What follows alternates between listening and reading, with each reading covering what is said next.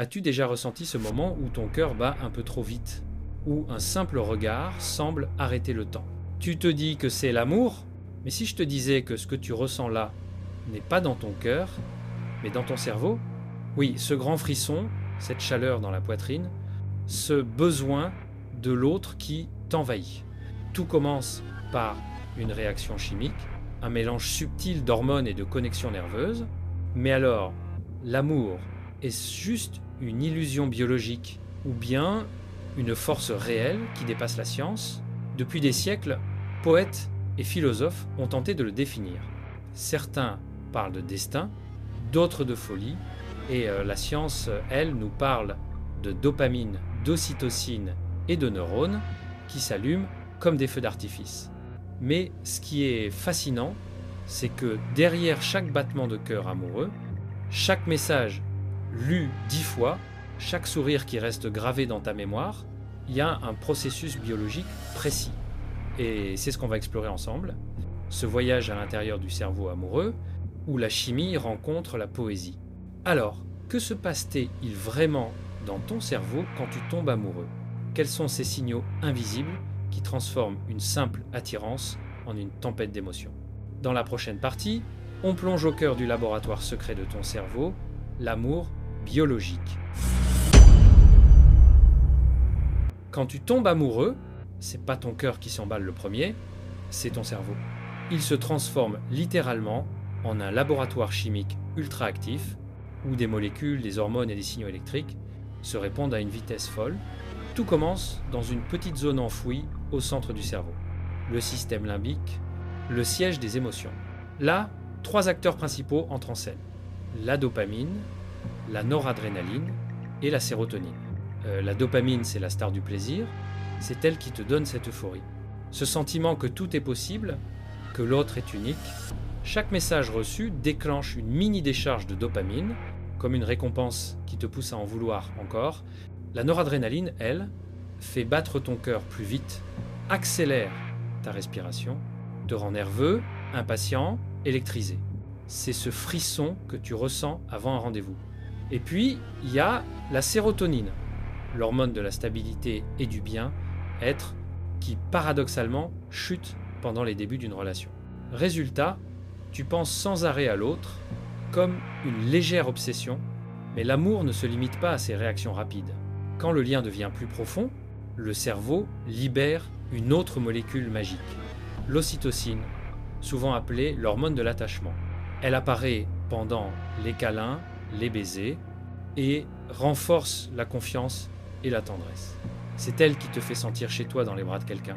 Et si le lien dure, une autre hormone vient stabiliser la relation. La vasopressine, celle de la fidélité et de la sécurité émotionnelle. L'amour vu par la science, c'est donc une symphonie d'hormones, une alchimie entre plaisir, excitation et attachement. Mais derrière cette chimie fascinante, il reste une question. Pourquoi certains amours s'éteignent, tandis que d'autres deviennent plus forts? Pour le comprendre, il faut regarder comment on aime. Parce que tous les amours ne se ressemblent pas. Voyons maintenant les différents types d'amour, de la passion brûlante à l'amour complice. Alors maintenant que l'on sait ce que la science dit sur l'amour, il est temps de se demander quel type d'amour vis-tu réellement? Parce que aimer, c'est pas qu'une émotion unique. Il existe différentes formes, différentes intensités, et chacune colore nos vies de manière unique. L'amour passionnel, c'est celui qui te fait perdre la tête, qui t'emporte dans un tourbillon d'émotions, où tout semble intense et urgent. Tu sais, ce frisson dans le ventre, ces nuits à parler jusqu'au petit matin, ou ces moments où un simple message peut te rendre euphorique. La chimie du cerveau explose littéralement dopamine et adrénaline à fond. Mais attention, cet amour brûlant peut aussi être fragile. Comme un feu de forêt, il peut illuminer la vie ou tout consumer s'il n'est pas nourri par la confiance. L'amour complice, c'est celui qui s'installe doucement, celui qui résiste au temps. Tu partages des habitudes, des rires, des regards qui n'ont même pas besoin de mots.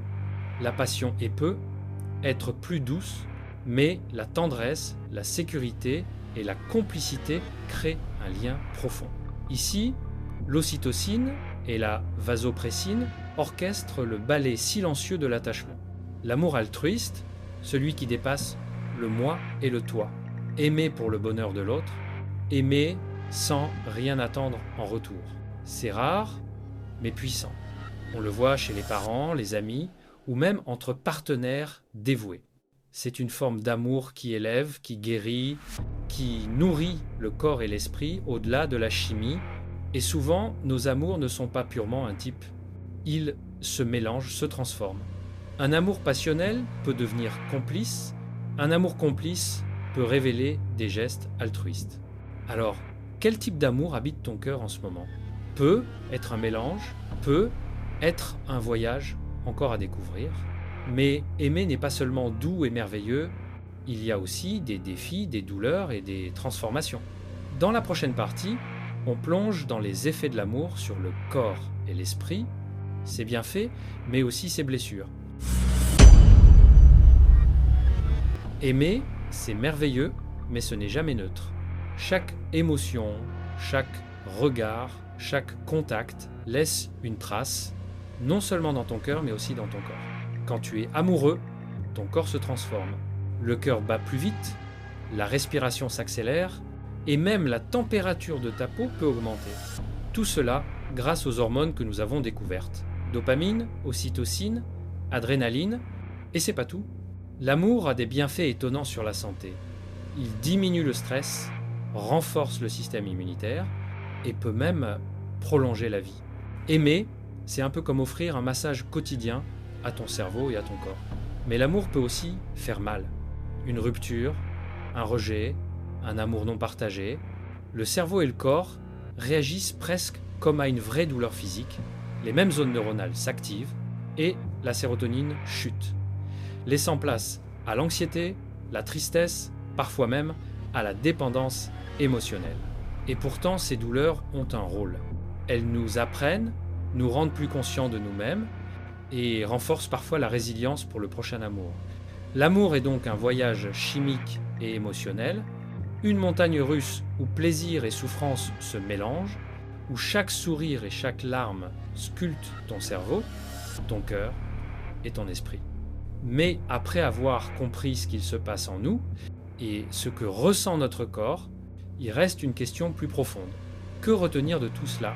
Dans la dernière partie, nous allons conclure ce voyage avec un message fort sur l'amour et une ouverture vers d'autres mystères du cœur humain, désir, rupture, passion.